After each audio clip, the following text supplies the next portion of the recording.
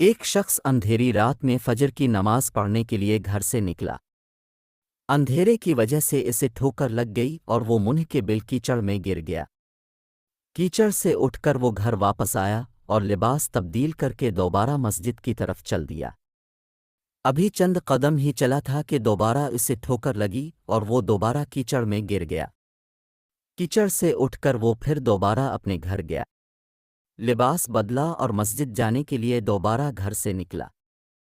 جیسے ہی وہ اپنے گھر سے باہر نکلا تو اس کے دروازے پر اسے ایک شخص ملا جو اپنے ہاتھ میں روشن چراغ تھامے ہوئے تھا۔ چراغ والا شخص چپ چاپ نمازی کے آگے مسجد کی طرف چل دیا۔ اس مرتبہ چراغ کی روشنی میں نمازی کو مسجد پہنچنے میں کسی دشواری کا سامنا نہیں کرنا پڑا۔ وہ خیریت سے مسجد پہنچ گیا۔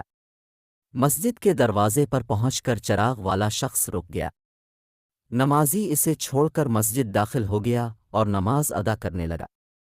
نماز سے فارغ ہو کر وہ مسجد کے باہر آیا تو وہ چراغ والا شخص اس کا انتظار کر رہا تھا تاکہ اس نمازی کو چراغ کی روشنی میں گھر چھوڑ آئے۔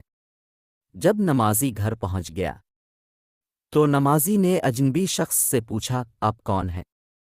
اجنبی بولا، سچ بتاؤں تو میں ابلیس ہوں۔ نمازی کی تو حیرت کی انتہا نہ رہی۔ اس اجنبی کی یہ بات سن کر نمازی سوچنے لگا، ابلیس شیطان کیسے مجھے مسجد تک چھوڑ سکتا ہے؟ اس کا کام تو لوگوں کو بہکانا ہے۔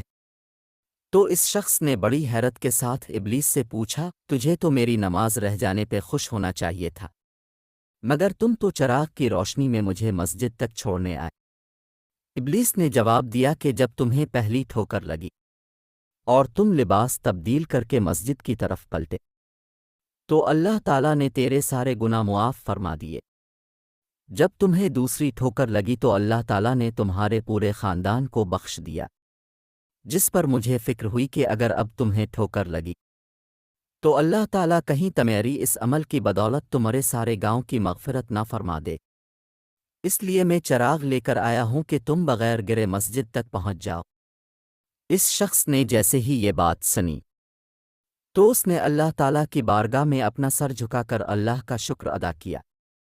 تو دوستو، یہ ہے ہمارے رب کی شان۔ سبحان اللہ۔